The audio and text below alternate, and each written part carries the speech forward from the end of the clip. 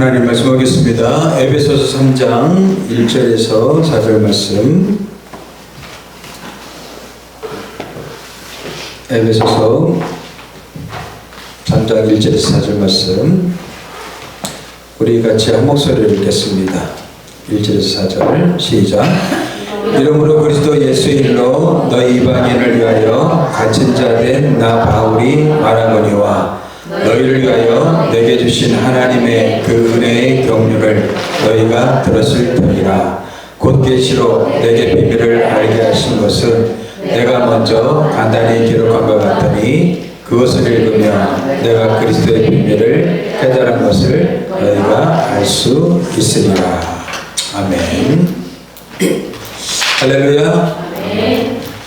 오늘 자리가 많이 비었네요. 혹시 절에 간 건 아니죠?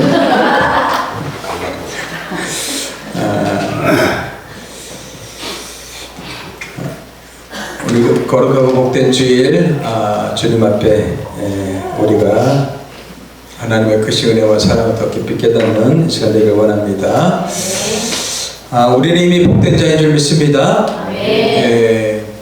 예수를 믿고 예수를 아는 것은 인간의 지혜로 이성으로 믿어지는 게 아닙니다. 성령께서 우리 가운데 역사하신 증거고 하나님이 우리를 깨닫게 하신 증거입니다. 절대로 인간의 이성이나 합리성, 힘으로, 지혜로 믿어지는 게 아닙니다. 이미 우리 가운데 성령님이 오신 줄 믿습니다.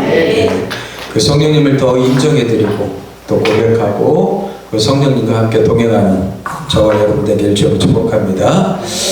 성령님께서는 우리가 이 땅 가운데 믿음으로 살아가기 위해서 또 하나님 백성답게 살아가기 위해서 우리한테 성경을 주셨어요. 그래서 우리가 성경을 우리는 밥처럼 먹어야 돼요. 그 성경을 우리가 알 때 늘 제가 강조하지만 스토리를 아는 게 아니라고 그랬죠. 성경 속에 담긴 의미를 알아야지 진짜 아는 것이라고 했습니다. 사실 스토리는 몇 번만 읽어보면 알죠. 예수님의 제자는 몇 명이냐, 예수님의 제자 이름이 누구냐, 집 나간 놈이 누구냐, 누구죠? 이런 건 스토리만 들어도 알 수 있어요. 그렇죠? 하지만 하나님이 그 사건과 스토리를 왜 기록했냔 말이죠. 오늘 성경을 읽는 우리에게 무엇을 가르치시기 위해서 이것을 기록해 놓았느냐 말이죠. 그래서 스토리보다 중요한 건 의미예요. 의미. 삶도 마찬가지입니다. 우리가 인생을 살아가지만 그냥 살아가는 게 중요한 게 아니라 의미 있고 가치 있게 살아가는 게 중요하죠. 여러분들 재미보다 큰 게 의미입니다. 세상 사람들은 재미를 쫓아 살지만 우리 크리스찬들은요, 재미를 뛰어넘어서 뭐예요? 의미를 찾아야 돼요. 그래야지 마음이 공허하지 않고 헛헛하지가 않아요. 그 의미가 우리의 삶을 지탱해주고 또 아름답게 해주는 것이죠. 그래서 우리는 하나님의 말씀을 우리는 꼼꼼하게 자세히 그리고 깊이 읽으셔야 됩니다. 성경은 지식이 아니라 양식이기 때문에 그렇습니다. 그래서 하나님은 우리가 말씀의 사람이 되기를 원하셔요. 그래서 성경을 우리가 읽고 공부를 해야 돼요. 베레아 성도들은 그랬죠. 하나님의 말씀을 들을 때 하나님의 말씀으로 받아들였을 뿐만 아니라 또 그러한가 뭐예요? 상고했다고 그랬어요. 상고했다는 건 뭐예요? 깊이 자세히 살펴보고 공부하고 연구했다는 거예요. 왜냐하면 그 기록된 말씀 속에 담겨진 하나님의 마음과 하나님의 뜻을 발견하기 위해서 그렇게 했다는 것이죠. 그래서 우리는 성경을 읽으면서 성경이 지식이 되지 않고 우리는 양식이 되어야 될 줄 믿습니다. 그래서 우리 안에 깊이 스며들어서 이게 삶으로 녹아져야 되죠. 그래서 우리가 성경을 읽을 때 염두에 둘 두 가지가 있는데, 반드시 여러분들 성경은 성령의 감동을 받아 쓴 책이지만 반드시 인간의 저자가 있단 말이에요. 그러면 이 저자가 왜 이것을 기록했는가? 우리는 그것을 저자의 의도라고 그래요. 우리가 세상에 수많은 책들을 보면 그 책을 쓴 저자의 의도가 있단 말이에요. 그 저자의 의도를 먼저 파악을 하셔야 된단 말이에요. 그리고 나서 어떻게 해요? 이 책은 누구한테 쓴 책인가? 우리한테 쓴 게 아니에요. 직접적으로. 그죠? 그걸 우리는 1차 독자라고 해요. 1차 독자. 1차로 그 성경을 받는 대상자가 있었단 말이에요. 오늘 에베소서 같은 경우는 에베소 교회가 1차 독자죠. 그리고 우리는 뭐예요? 2차 독자란 말이에요. 2차 독자. 왜냐하면 1차 독자 에베소 성도들도 우리와 별반 다르지 않은 삶의 문제를 만나고 고민들이 다 있었단 말이에요. 그래서 그들에게 해결책으로 준 이 말씀이 오늘날 우리에게는 어떤 의미가 있는가, 이거를 해석해내야 되는 거죠. 근데 요즘 포스트 모더니즘 시대의 특징은요, 하나님의 말씀의 본래적 의미를 찾기보다도 하나님의 관점으로 보는 게 아니라 다 주관적인 관점, 개인적인 관점으로 성경을 본단 말이죠. 그러다 보니까는 개인의 견해가 더 중요시되고, 그리고 말씀이 어떻게 해요? 하나님의 의도와는 상관없이 빗나가게 된단 말이에요. 그래서 수많은 그 이단들이 생기는 거예요. 사실 이단들의 문제는 해석의 문제죠. 성경이 말하고 있는 핵심 주제, 예수 그리스도와 하나님의 나라, 이것에서 벗어난 거죠. 해석이 잘못된 거란 말이에요. 그들도 똑같이 성경을 갖고 있습니다. 근데 성령님이 계신데 장길자가 성령이고 안산홍이 성령이고 막 그러면서 이단 교주가 성령으로 둔갑을 한단 말이죠. 그 성경을 모르기 때문에 많은 사람들이 또 거기에 속고 넘어간단 말이에요. 그래서 우리는 성경을 우리가 잘 알고 있어야 되고, 그리고 하나님의 관점으로 잘 해석해야 될 줄 믿습니다. 근데 일반 성도들이 이것을 하기가 쉽지가 않아요. 그래서 배워야 되는 거예요. 잘 배우고 또 공부하고. 근데 성경 읽으면은요, 영혼이 맑아지고 힘을 얻는단 말이에요. 여러분들 밥을 먹으면 어때요? 힘이 나죠? 요즘 점심만 제대로 잘 먹고 아침 저녁을 좀 간단하게 먹으려고 이렇게 하니까 어제 저녁에 막 저녁을 안 먹었더니 핑핑 돌더라고요. 힘이 쭉 빠지더라고요. 먹을 거 찾으니까 또 라면밖에 없고, 그래서 너무 배가 고파갖고 참외 하나 깎아 먹고 건빵을 뜯어갖고 건빵을 좀 먹었어요. 이 먹지 못하니까 이게 힘이 빠지는 거예요. 마찬가지예요, 여러분들. 성경을 읽을 때와 성경을 읽지 않을 때는 여러분들이 경험하셔야 돼요. 성경을 읽지 않는데도 힘이 있다? 이 뭔가 문제가 있는 거예요. 성경을 읽지 않는데도 내가 잘 살고 있어요? 이 진짜 문제가 있는 거예요. 하나님의 사람들은 성경은 밥처럼 먹기 때문에 밥을 안 먹고 어떻게 힘을 쓸 수가 있어요? 양식을 먹지 않고 우리가 어떻게 삶을 살아갈 수 있냐 말이죠. 근데 진짜 하나님의 사람들은요, 말씀을 안 읽으면 벌써 힘이 빠지는 걸 느껴져요. 그리고 생각이 어떻게 해요? 자꾸 세상적으로, 부정적으로 자꾸 돌아가요. 그리고 염려, 걱정, 구심이 또 막 파고 들어와요. 근데 말씀을 읽으면 어떻게 해요? 면역력이 생긴단 말이죠. 이겨낼 힘이 생긴단 말이에요. 그 부정적인 생각이 들어와도 예수의 이름으로 쫓아내죠. 아멘입니까? 하나님의 말씀이 우리를 어떻게 해요? 지탱하게 하고 힘을 불어넣어 주신단 말이죠. 그래서 우리는 성경을 밥처럼 먹으셔야 돼요. 그리고 그 말씀을 통해서 우리는 힘을 얻고 우리는 세상을 이길 수 있는 그런 힘을 가지고 살아가야 되는 것이죠. 더 나아가서 여러분들, 성경은요, 절대 진리가 있고 상대 진리가 있어요. 절대 진리는 시공간을 초월해갖고 모든 민족 사람들에게 적용되는 말씀이죠. 예수 그리스도가 하나님의 아들이십니다. 예수 그리스도를 믿으면 우리는 구원받습니다. 이건 절대 진리죠. 근데 상대 진리가 있어요. 디모데전서 보면은 여자는 일체 순종함으로 조용히 배우라. 이런 것들은 상대 진리예요. 그 당시 문화 속에서 쓰여진 말씀이란 말이에요. 그러니까 이런 것들은 오늘날 잘 해석해서 적용해야 되죠. 근데 이걸 절대 진리를 하면 어떻게 해요? 한 20, 30년 전만 해도 그랬어요. 이런 말씀들을 절대 진리로 생각해. 여자는 일체 순종함으로 조용히 배워. 여자가 무슨 나서고 있어? 막. 이렇게 얘기했단 말이죠. 뭐예요? 절대적 진리하고 상대적 진리를 구분을 못하는 거예요. 하나님이 책으로서 우리한테 주셨어요? 그럼 우리는 이 책을 어떻게 해요? 하나님의 관점에서 절대적 진리와 상대적 진리.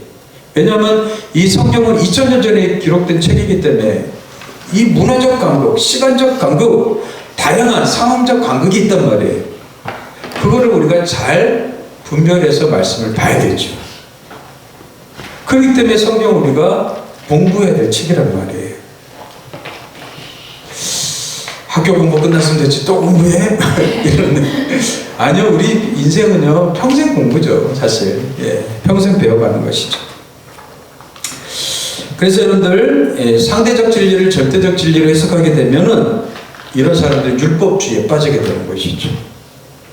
그래서 우리는 성경을 잘 이해하고 배우고 또 공부하고, 그래서 그 말씀이 우리의 삶 가운데 녹아들어서 힘이 되고 능력이 되고 세상을 이길 담대한 원천이 되길 주님 축복합니다. 그렇다면 오늘 사도 바울은 에베소 성도, 그 당시 에베소 성도들을 향하여서 이런 말씀을 했어요. 제가 이거는 지금 앞에 부분 제가 설명한 거죠. 네. 찍으실 분들은 찍으시고. 그러면 다음에 1번 보십시오. 2절에서 4절 다시 한번 보십시오. 하나님 말씀. 2절에서 4절. 너희를 위하여 내게 주신 하나님의 그 은혜의 격려를 너희가 들었을 터이라. 사도 바울이 지금 에베소 성도를 향해서 뭐라고 얘기하고 있습니까? 내게 주신 하나님의 은혜의 경륜. 그러니까 사도 바울에게 주신 하나님의 은혜의 경륜이 있단 말이에요. 하나님의 놀라우신 섭리와 계획이 있단 말이죠. 그것은 뭐예요? 에베소 성도들이 들었어요. 근데 그게 뭐예요? 하나님이 계시로 내게 비밀을 알게 하신 것이다. 이렇게 얘기하고 있어요. 그러면 사도 바울이 들은 하나님의 은혜의 경륜이 어떻게 주어졌어요? 계시로 주어졌단 말이에요. 계시로. 계시로. 계시가 뭐예요? 하나님이 바울에게 열어주신 거예요. 보여주신 거란 말이죠. 그래서 사도 바울은 그 들은 것을 어떻게 했어요? 기록을 했어요. 기록을. 그리고 그 기록한 것을 지금 에베소 성도들이 뭐예요? 읽고 있단 말이에요. 그러면 에베소 성도들도 마찬가지로 사도 바울이 들은 것을 어떻게 해요? 깨닫게 되는 것이죠. 그죠? 사도 바울에게 주어졌던 그 계시가, 그 비밀이 어떻게 해요? 에베소 성도들이 사도 바울이 쓴 그 편지를 통해서 어떻게 해요? 깨닫게 되는 거죠. 그럼 오늘도 마찬가지죠. 사도 바울이 기록한 이 에베소서를 통해서 우리는 뭐예요? 하나님이 사도 바울에게 준 그 비밀의 경륜을 우리도 어떻게 해요? 깨닫게 되는 것이죠. 이 비밀이 얼마나 큰지 하나님은 바울에게 가시를 줄 정도였어요. 왜요? 자고하고 교만하지 않게 하기 위해서. 하나님의 이 구원 계획은요, 창세 전부터 계획된 거였어요. 이 구원 계획이 사도 바울에게 보여졌고, 그리고 사도 바울은 그것을 알고 깨닫게 됐단 말이죠. 그것을 그래서 사도 바울이 기록을 한 거예요. 그래서 그 기록한 것을 에베소 성도들이 읽고 같이 그 하나님의 비밀의 경륜을 어떻게 해요? 깨닫게 된 거죠. 지금도 우리는 그 에베소 성도들이 깨달은 이 말씀을 오늘 우리 성경으로 갖고 있어요. 그리고 우리는 어떻게 해요? 그것을 깨닫게 되죠. 근데 그게 뭐였어요? 비밀이었다며, 비밀. 근데 그 비밀이 누구의 비밀이었어요? 그리스도의 비밀이었어요. 그게 바로 복음이고 바로 예수란 말이에요. 아멘? 예. 이것을 사도 바울에게 깨닫게 해주시고 알게 해주셨단 말이죠. 그래서 모든 사람들이 이제 이 비밀을 이제 알게 된 거죠. 그죠? 네. 우리는 뭐예요? 이제 그 비밀을, 깨달은 비밀을 우리가 이제 읽음으로 인해서 어떻게 해요? 우리도 같이 그 비밀을 알게 되는 것이죠. 근데 구약 성도들은 이 비밀을 알았어요? 몰랐어요? 몰랐단 말이에요. 감추어졌던 것인데 이제 때가 참에 하나님이 그 비밀을 어떻게 해요? 열어주신 거란 말이에요. 특히 누구한테요? 사도 바울한테. 그래서 사도 바울은 자기가 깨달은 것을 어떻게 해요? 기록한 거예요. 근데 사도 바울이 그것을 기록할 때 이것이 성경이 될 줄 알았을까요? 몰랐을까요? 몰랐었죠. 근데 사도 바울이 기록한 게 많았을 것 같아요.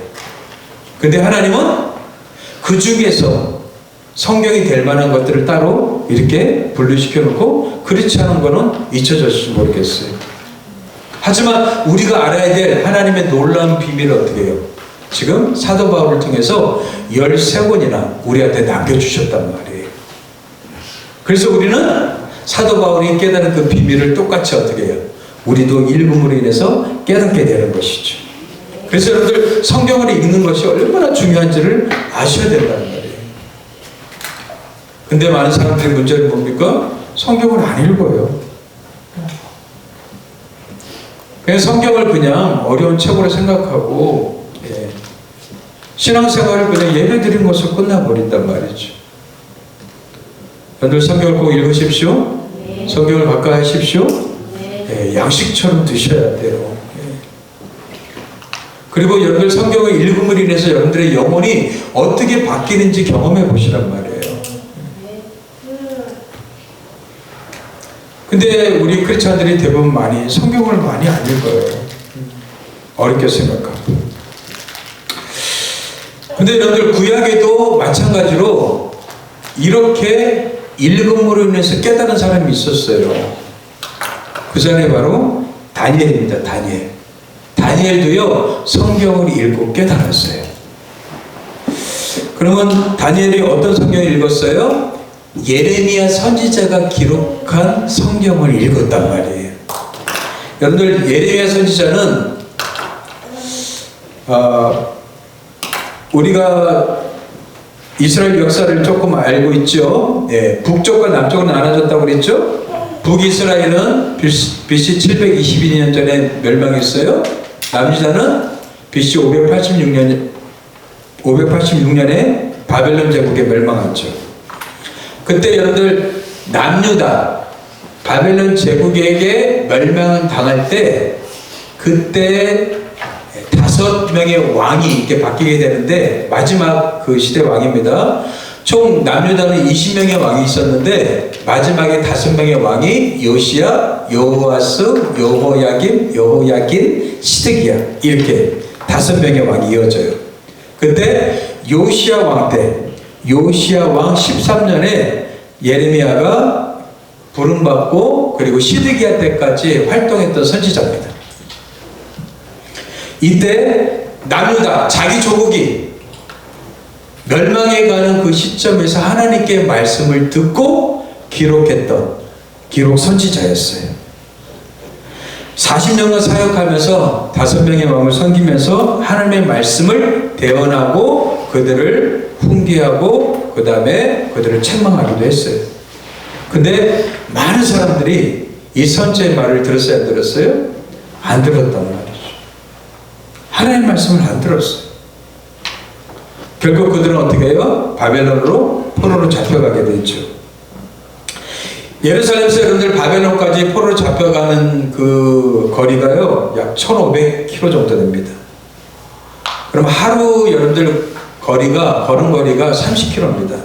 그럼 뭐예요? 한 달 이상을 걸어가야 될 거리예요. 그 먼 거리 동안 어떻게 해요? 그들은 비참하게 끌려갔단 말이에요.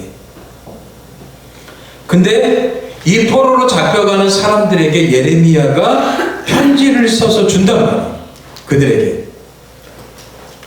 그들에게 편지를 써서 줘갖고요. 그들이 그 편지를 읽게 해요.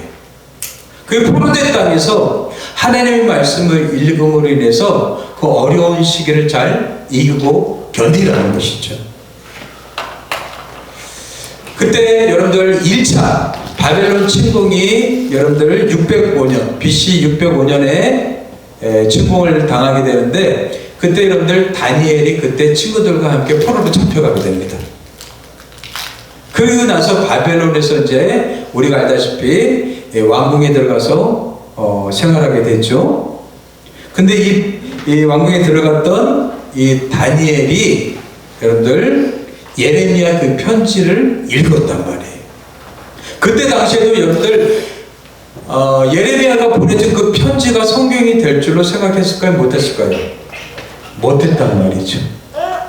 하지만 그들이 이 편지를 읽고 묵상하면서 그 말씀들이 어떻게 해요? 성경으로 지금 우리한테 전달되어진 것이죠. 이 기록이 예레미야 29장에 이렇게 기록되어 있어요. 29장 1절에서 11절 한번 보십시오. 선지자 예레미야가 예루살렘에서 이 같은 편지를 느부갓네살이 예루살렘에서 바벨론으로 끌고 간 포로 중 남아있는 장로들과 제사장들과 선지자들과 모든 백성에게 보냈는데, 포로로 잡혀가는 사람들에게 뭘 보냈어요? 편지를 보냈어요. 그 편지가 뭐예요? 성경이 되었단 말이에요. 그때는 여고니아 왕과 왕후와 궁중 내시들과 유다와 예루살렘의 고관들과 기둥공, 토공들이 예루살렘에서 떠나노라. 포로로 다 잡혀간 것이죠. 유다의 왕 시드기야가, 마지막 왕 시드기야라고 그랬죠. 시드기야가 바벨론으로 보내어 바벨론의 왕 느부갓네살에게로 가게 한 사본의 아들 엘리사와 힐기야의 아들 그마랴 표르로 말하되, 만군의 여호와 이스라엘 하나님께서 예루살렘에서 바벨론으로 사로잡혀가게 한 모든 포로에게 이와 같이 말씀하시니라. 하나님께서 뭐예요? 예레미야 편지를 통해서 이렇게 말씀하셨단 말이에요. 그러면서 10절 여호와께서 이와 같이 말씀하시니라. 바벨론에서 70년이 차면 내가 너희를 돌보고. 그러니까 여러분들 바벨론에서 포로 생활을 몇 년 동안 해야 됐어요? 70년. 하나님이 이거를 직접 말씀하신 거예요. 근데 성경을 읽지 않은 사람은 알았을까요? 몰랐을까요? 몰랐죠. 그래서 언제 끝나나, 아이고 힘들다 이러고 살았을 거예요. 하지만 이 성경을 읽은 사람은 어떻게 해요? 70년이라는 기간 동안 우리는 포로 생활해야 되겠구나. 그 시간 동안 어떻게 할까요? 인내하면서 참으면서 기다리겠죠.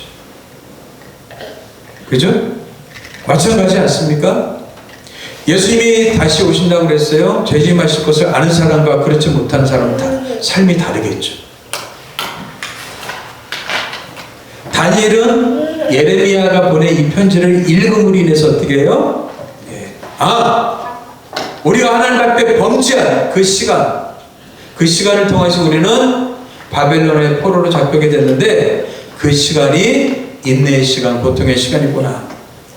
하지만 70년이 지나면 끝날 거야 라는 희망과 소망을 갖고 있었단 말이에요. 그러면서 이어서 하는 말이 뭐라고 그래요? 나의 선한 말을 너에게 성취하여 너희를 이곳으로 돌아오게 하리라. 다시 돌아오게 하시겠다는 거예요. 하나님의 계획은. 그러면서 여호와의 말씀이니라. 너희를 향한 나의 생각을 내가 하나니 평안이요 재앙이 아니니라. 너희에게 미래와 희망을 주는 것이니라.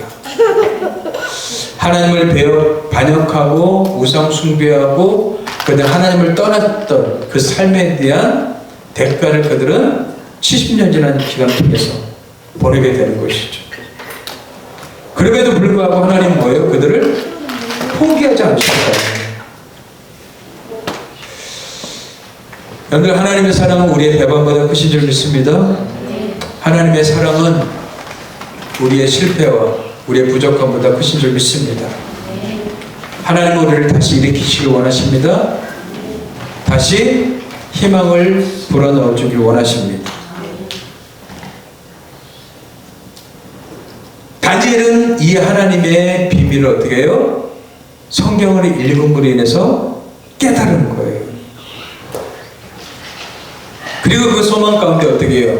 이방 나라에서 그는 하나님을 신뢰하며 의지하면서 시간을 보낸 것이죠. 그래서 그는 흔들리지 않았어요. 요동하지 않았어요. 더군다나 다니엘은 우리가 알다시피 어떻게 했어요?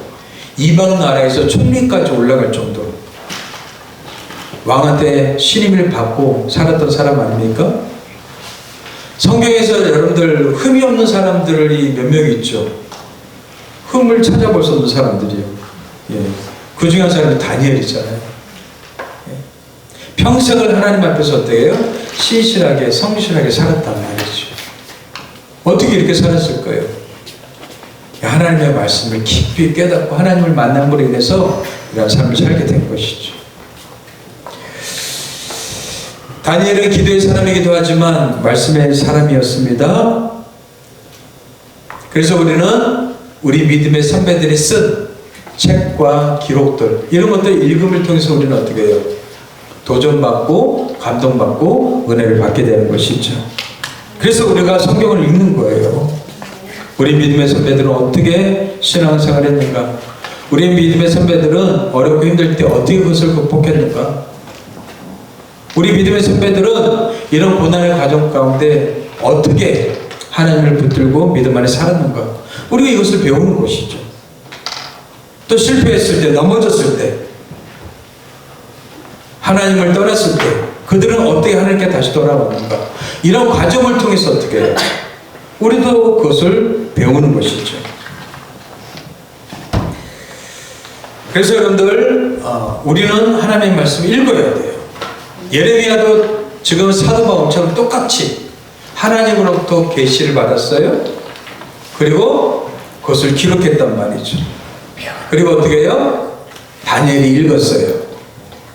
그리고 다니엘이 어떻게 해요? 그걸 깨닫고 알게 된 것이죠. 그래서 다니엘도 여러분들 9장에서 이렇게 기록하고 있습니다. 같이 읽어보겠습니다. 시작. 만군의 여호와 이스라엘 하나님께서 이와 같이 말씀하시니라. 너희 중에 있는 선지자들에게와 점쟁이에게 미혹되지 말며 너희가 꾼 꿈도 보지 듣고 믿지 말라. 내가 그들을 보내지 아니하였어도 그들이 내 이름으로 거짓을 예언함이라. 여호와의 말씀입니다. 여러분들 확실한 기록된 말씀을 통해서 우리가 진리를 갖고 있지 않으면 우리는 어떻게 돼요? 미혹된단 말이에요. 그들이 거짓을 예언하면 그 거짓을 그대로 받아들임으로 인해서 어떻게 해요? 넘어가게 되는 거죠. 저는 많은 이단들이 여러분들 그래서 넘어가는 거예요. 사실 이단들의 접근 방식은 무엇입니까? 진리로 접근하는 게 아니라 뭐예요? 관계로 접근한단 말이에요. 그래서 많은 이단에 빠진 사람들 얘기를 들어보면 그 사람들이 참 잘해준다는 거예요. 형제보다 더 낫다는 거예요. 그리고 빠져나오는데 그 관계를 끊지 못하는 거예요. 근데 여러분들 그거보다 더 중요한 게 뭐예요? 진리 말씀이잖아요. 영혼은 점점점 황폐해져 가는데 겉에 관계가 좋다고 여러분들 그것이 좋은 겁니까? 그렇지 않잖아요. 하나님은 우리가 진리 가운데 서길 바라십니다. 그래서 우리한테 성경을 주셨어요. 그래서 성경을 여러분들 깊이 그리고 사랑하면서 읽으셔야 돼요. 여러분들 우리가 사랑하는 애인부터 여러분들 지금은 이제 편지 시대가 아니죠. 요즘은 톡이나 뭐 이렇게 메일로 쓰는 시대이기 때문에. 옛날에는 어떻게 해요? 편지로 써서 이렇게 왕래를 했잖아요. 그렇죠? 저도 연애 편지를 많이 받아봤습니다.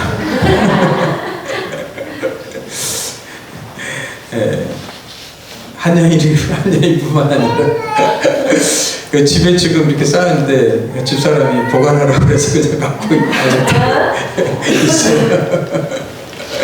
근데 읽지도 않아요. 근데 그거 받았을 때 어떻게 했어요? 여러분들 애인으로부터 편지가 오면 어때요? 그걸 꼼꼼히 읽지 않습니까? 사랑하는 마음이 있지 않아요? 마찬가지죠. 하나님이 우리를 사랑하는 마음으로 이 성경을 우리한테 주셨단 말이에요. 그렇다면 우리는 무엇보다도 어떻게 해요? 꼼꼼하게 정성 들여서 자세히 읽어야 되지 않겠어요? 그러면서 여러분들 글자를 읽는 게 아니라 뭐예요? 글자에 담겨진 그 마음을 읽는 거예요. 사랑의 마음을 읽는 거잖아요. 마찬가지. 성경도 여러분들 하나님이 우리한테 글자 속에 담겨진 그 하나님의 놀라우신 그 사랑을 우리가 읽어내는 거죠. 그래서 그 사랑의 마음을 우리의 마음에 새기는 거예요. 그래서 여러분들 읽고 깨닫는 것이 복입니다. 그래서 예수님이 오셔갖고요, 그 당시 종교인들한테, 수많은 사람한테 하시는 말씀이 있잖아요. 보기는 봐도 보지 못하고, 듣기는 들어도 듣지 못하고, 마음으로 깨닫지 못하는도다. 근데 너희는 듣고 깨달음으로 복이 있도다. 이런 말씀하셨잖아요. 여러분들 지금 시대에 진짜 복 있는 사람은 어떤 사람입니까? 하나님의 말씀을 읽고 깨닫는 자가 복 있는 사람이라는 거예요. 하나님의 말씀을 읽고 깨닫는 거예요. 깨달아야지 또 어떻게 돼요? 사람이 변화되고 성장하게 되는 것이죠. 그래서 우리가 하나님의 비밀을 알고 그리고 그것을 읽음으로 깨닫는 것, 이게 오늘날 우리 성도들이 신앙하는 방법이에요. 그래서 여러분들 성경을 모르는 것은 여러분들 게으른 자입니다. 하나님의 말씀을 모르는 사람은 게으른 자예요. 왜요? 의지만 있으면 우리는 얼마든지 읽고 공부하고 배울 수가 있어요. 여러분들 지금처럼 충만하게 배울 수 있는 시기가 언제 있었어요? 우리는 여러분들 핸드폰을 통해서 여러분들 수많은 강의와 그 다음에 교수법들, 그 다음에 교육 같은 것 얼마나 많이 있습니까? 우리가 마음만 먹으면요, 우리는 얼마든지 배울 수가 있어요. 어딜 가든지, 그죠? 근데 옛날에는 그러지 못했단 말이죠. 근데 여러분들 이렇게 많이 배울 수 있음에도 불구하고 우리는 뭐예요? 배우지도 않고 읽지도 않아요. 영혼이 게으른 거예요. 영혼이 게으른 거예요. 어떻게든지 사단은 우리가 하나님의 말씀을 가까이 하기를 꺼려하겠죠. 왜요? 성경을 읽으면 우리가 달라지기 때문에. 하나님의 마음을 깨닫고 변화되고 또 어떻게 해요? 성령 안에서 힘 있는 자가 되기 때문에 사단은 어떻게든지 방해하겠죠. 제가 늘 말씀드린 거 있죠? 긴급한 일 때문에 정말 중요한 일을 놓치지 않게 되길 바랍니다. 중요한 일이 우선순위가 돼야 돼요. 그래야지 긴급한 일도 우리는 가지를 쳐 나갈 수가 있죠. 근데 긴급한 일에 쫓기다 보면 어떻게 해요? 중요한 일을 다 놓쳐버려요. 그러면 점점점 내 영혼은 어떻게 해요? 피폐해지고 지쳐가는 거죠. 그러면서 내가 병들었음에도 불구하고 병든지도 모르고 살아가고 있어요. 그래서 어느 순간 나는 사단에 감염돼갖고 부정적이고 세상적인 사람처럼 별반 다르지 않게 살아가고 있단 말이죠. 저 오늘날 크리스찬들이 그게 제일 안타까운 거예요. 예수님을 통해서 이 땅에 하나님 나라가 도래했습니다. 하나님은 미리 하나님 나라를 맛보고 누리며 살길 원하셔요. 우리가 다가올 하나님의 나라, 그건 미래의 하나님 나라예요. 하나님 나라는 죽어서 가는 나라가 아니라고 그랬죠? 지금 여기서 맛보고 누리면서 살아야 돼요. 그 방법이 뭐예요? 바로 말씀과 성령이란 말이에요. 말씀과 성령으로 우리가 하나님 나라를 미리 맛보고 경험하면서 승리하며 살길 원하신단 말이죠. 말씀은 여러분들 읽어도 되고 안 읽어도 되는 게 아니라 여러분들 양식이라고 그랬잖아요. 양식은 먹어도 되고 안 먹어도 되는 게 아닙니다. 반드시 먹어야 되는 거예요. 여러분들의 말씀을 가까이 하게 되길 바랍니다. 성경을 읽고 여러분들 사랑하셔야 돼요. 읽어야 돼요. 읽고 자꾸 들어야 된단 말이죠. 거기서 하나님의 음성을 듣고 우리에게 말씀하시는 것을 깨닫게 되고 그 깨달음을 통해서 우리가 성장하고 성숙해 가는 것이죠. 근데 여러분들 오늘날 얼마나 많은 것이 우리를 방해하고 있습니까? 핸드폰이 큰 유익이 되기도 하지만 엄청난 방해거리죠. 이 쇼츠가 여러분들 얼마나 많이 방해합니까? 그렇죠? 사람들이 쇼츠를 끊지 못해요. 인스타그램이라든지 또 유튜브 쇼츠 같은 거 끊지를 못해요. 왜 그래요? 여러분들 쇼츠를 보면은 우리 안에 뭐예요? 지식이 쌓이지 않고 어떻게 해요? 우리를 쾌락 호르몬인 도파민이 분비가 된다고 그래요. 그 도파민이 분비가 되니까는 거기에 중독이 되는 거예요. 그래서 여러분들 요즘 현상들이 도파민 네이션이라는 그런 책도 나왔어요. 거기 중독에 빠져갖고요 깊이 있게 사고를 못한다는 말이죠. 근데 짧게 보면서 계속 이걸 추적해가면서 어떻게 해요? 이 사고가 멈춰버리는 거예요. 그러다 보면 여러분들 뭐가 떨어져요? 집중력이 떨어진단 말이에요.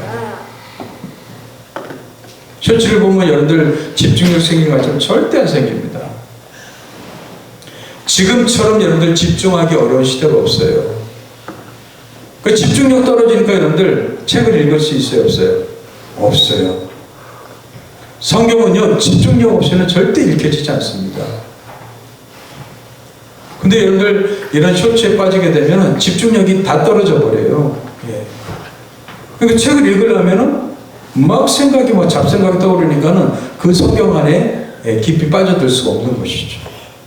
그리고 어렵게 느껴지는 거예요. 그래서 여러분들 지금은 우리의 집중을 빼앗는 것이 너무나 많았어요. 그러다 보니까 우리는 하나님께 가까이 갈 수가 없어요. 기도도 여러분들 집중력이 있어야지 하잖아요. 집중력이 떨어지니까 이 기도도 못해요. 기도하려고 하면 잡생각들이 계속 떠올라서 어떻게 해요? 이것도 해야 되고 저것도 해야 하고 이것도 처리해야 되고 저것도 처리해야 되고 이러다 보면 집중하지 못하니까 기도를 못해요. 5분 이상을 기도를 못하는 거예요, 사람들이. 저는 여러분들이 특히 여러분들 나이 들수록 더 집중력 떨어지죠?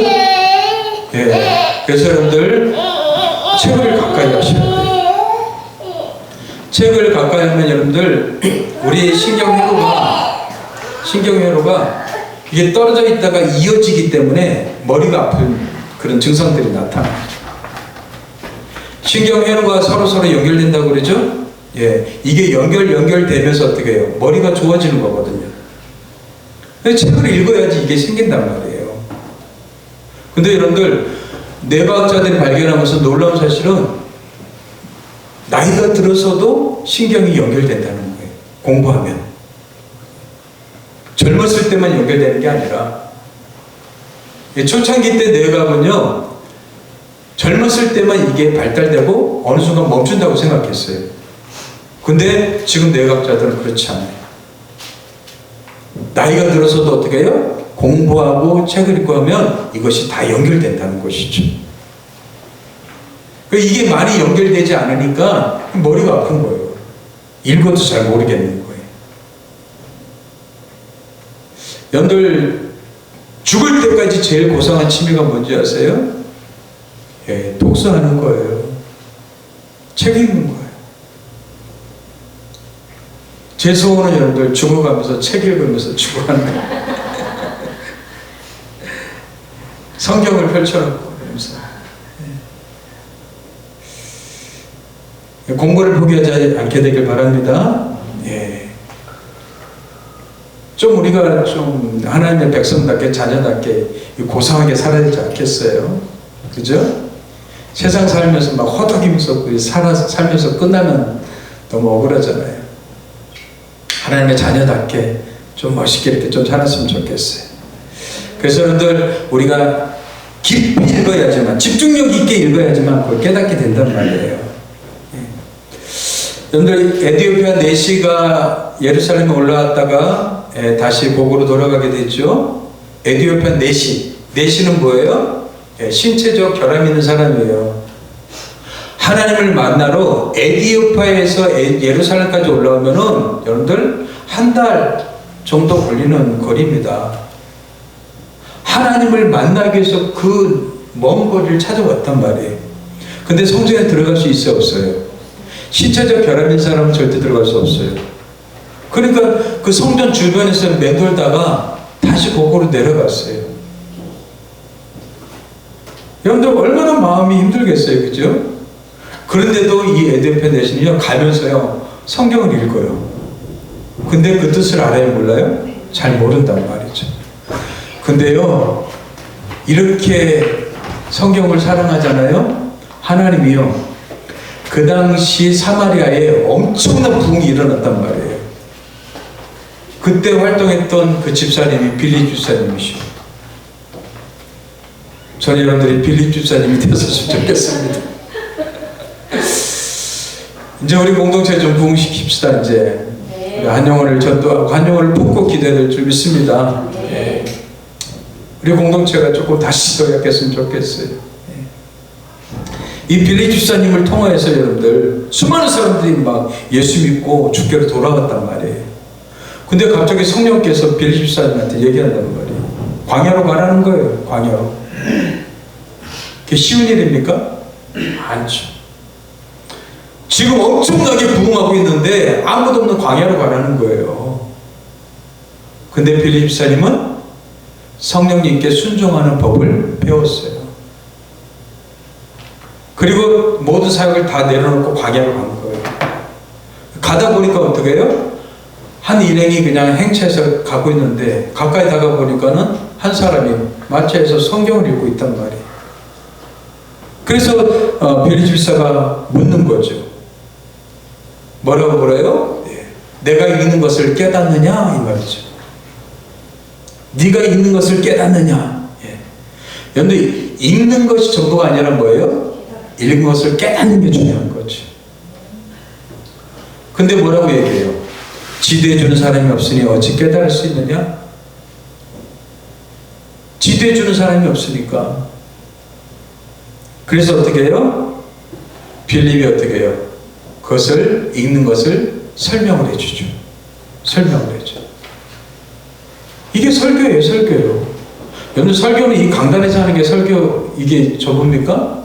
아니요. 설교는 하나님의 말씀을 설명해 주는 걸 우리 설교라고 그래요. 엠마오로 내려가는 두 제자 있었죠? 예수님께서 그들을 만나시고 어떻게 해요? 아니, 예수님께서 십자가에 죽으시고 부활하실 것을 3번이나 예고해 주셨단 말이에요. 그런데도 그걸 믿지 않았어요. 그래서 예수님께서 책망하시죠. 마음에 더디 믿고 더디 믿는 미련한 자들아, 책망하셔요. 그러면서 성경을 어떻게 해요? 그들에게 설명을 해주기 시작한단 말이에요. 여러분들, 그 두 사람을 데리고도 설교할 수 있는 거예요. 한 사람을 데리고도 설교할 수 있는 거고요. 설교는 무엇입니까? 인간의 말을 전하는 게 아니라 뭐예요? 하나님의 말씀을 잘 풀어주고 설명해 주는 걸 설교라고 그래요. 그래서 지금 빌립 집사가 뭐예요? 한 영혼을 데리고 어떻게 해요? 설교하고 있는 거죠. 잘 풀어줬어요. 그랬더니 어떻게 해요? 이 에디오피아 내시가 그 말씀을 깨달았어요. 와, 내가 읽은 지금 이사야 말씀이 바로 메시아 예수 그리스도를 예언하고 있었어요? 그러면 나는 더 이상 거절할 게 없죠. 나에게 세례를 주세요. 하면서 뭐예요? 광야에서 세례를 받게 되죠. 하나님을 이렇게 성경을 사모하는 사람을 어떻게 해요? 사람을 붙여갖고 어떻게 해요? 그에게 풀어주고 그가 하나님의 말씀을 깨닫게 하신단 말이죠. 여러분들, 인간적으로 보면 어떻습니까? 지금 엄청나게 부흥하고 있어요. 세상은 생산과 효율을 따지죠. 지금 수많은 사람들 데리고 말씀을 선포하고 수많은 사람들이 부흥하고 있는데 한 사람을 향해서 어떻게 해요? 가라고 하신단 말이죠. 기독교는요, 효율을 따지는 게 아닙니다. 세상처럼 생산성을 따지는 게 아니란 말이에요. 한 영혼이 하나님의 말씀을 어떻게 해요? 깊이 깨닫고 하나님께로 바로 돌아오게 하는 것. 이게 기독교란 말이에요. 세상은 수많은 사람들에게 몰려갑니다. 그러나 진짜 하나님의 사람은요, 한 영혼에 관심이 있는 거예요. 하나님이 여러분들의 마음속에 심어준 그 한 사람. 저는 그 사람을 위해서 여러분들이 눈물을 흘렸으면 좋겠어요. 그 영혼을 위해서 기도했으면 좋겠어요. 그 영혼에게 하나님의 말씀을 전해줬으면 좋겠어요. 이것처럼 하나님 기뻐하시는 게 없단 말이죠. 물론 수많은 사람들에게 말씀을 전할 때가 있어요. 하지만 대부분 하나님은 한 영혼에게 관심을 가신단 말이에요. 여러분들이 그 사람을 품고 여러분들의 마음에 찾아온 그 사람을 품고서 기도하란 말이에요. 그리고 하나님이 어떻게 역사하시는지, 성령님이 그 사람 가운데 어떻게 일하시는지 경험하고 체험해야 되죠. 이게 우리 신앙이라는 거예요. 그래서 여러분들, 하나님이 그 깨닫게 해주신 것, 이것 때문에 우리는 어떻게 해요? 기뻐하고 즐거워하는 거예요. 왜 그래요? 깨닫지 못하면 짐승이기 때문에. 여러분들 잠언 29장 20절에 그랬죠? 같이 읽어봅시다. 시작. 존귀하나 깨닫지 못하는 사람은 멸망하는 짐승 같다. 예, 멸망하는 짐승 같아요. 깨닫지 못하고 그냥 사십니까? 짐승같이 사는 거예요. 여러분들이 성경 안 읽고 깨닫지 못하면 저는 여러분들을 짐승으로 생각할 거예요. 깨닫지 못하는 사람은 멸망하는 짐승 같대요. 그래서 우리는 하나님의 말씀을 읽고 깨닫는 것에 여러분들 우리의 노력과 시간과 마음을 투자를 하셔야 돼요. 그래서 우리가 성경을 깊이 알고 그리고 그 성경을 우리에게 기록하신 하나님의 마음을 깊이 깨달아서 하나님을 더 사랑하는 것, 이게 신앙생활이란 말이죠. 그래서 여러분들 읽고 깨닫는 자가 복된 자입니다. 우리가 성경을 읽어야 될 이유는 다른 거 있지 않습니다. 하나님을 알고 하나님을 사랑하기 위해서요. 그리고 하나님의 마음을 깨달아서 하나님의 뜻대로 살아가기 위해서. 이게 신앙생활이에요. 이게 신앙생활이에요. 여러분들이 깨닫고 하나님의 마음을 가지잖아요. 그럼 하나님께서 여러분들의 마음속에 또 여러분들이 해야 될 일을 부어주실 거예요. 그리고 우리는 그것에 순종하는 거예요. 그게 여러분들 하나님의 일이란 말이죠. 그래서 사도 바울은 이렇지 못한 크리스찬들을 보고 이런 말씀하시죠. 누가 주의 마음을 알아서 주를 가르치겠느냐? 주의 마음을 아는 자가 없다는 거예요. 뭔 말이에요? 다른 말로 깨닫는 자가 없단 말이죠. 그러나 우리가 그리스도의 마음을 가졌다. 우리는 하나님의 계시의 말씀을 통해서 깨닫고 우리는 그 말씀을 가르치고 우리는 그 말씀에 따라서 하나님을 사랑하고 하나님을 더 깊이 알아가고 있다. 이 뜻이죠. 저희 여러분들이 이 하나님의 말씀을 읽고 깨달았으면 좋겠습니다. 그리고 주님의 마음을 갖고 살아갔으면 좋겠습니다. 여러분들 이 세상 사람들이 다 어떤 마음을 갖고 살아가고 있어요. 마음이 여러분들 중심이 잘 잡고 있지 않아요. 그러니까 막 왔다리 갔다리 하는 거예요. 우리는 하나님의 사람인 줄 믿습니다. 예수 그리스도의 마음을 갖고 살아가십시오. 그러기 위해서 여러분들 성경을 가까이 하셔야 됩니다. 읽고 깨달으셔야 된단 말이에요. 그래서 여러분들 그 시간을 여러분들 마련하시고 또 그 시간을 통해서 주님을 더 깊이 만나는 저와 여러분 되길 주의 이름으로 축복합니다. 기도하겠습니다. 하나님 아버지 감사합니다. 하나님의 마음을 성경에 담아 놓으시고 오늘 우리에게 성경으로 남겨주시니 감사합니다. 이 기록된 말씀을 가까이 하고 그 기록된 말씀을 통해서 하나님의 영원한 진리를 깨달으며 주님을 더 깊이 사랑하고 주님을 더욱더 닮아가는 우리들의 삶이 될 수 있도록 축복해 주시옵소서. 감사하고 예수님의 이름으로 기도합니다. 아멘.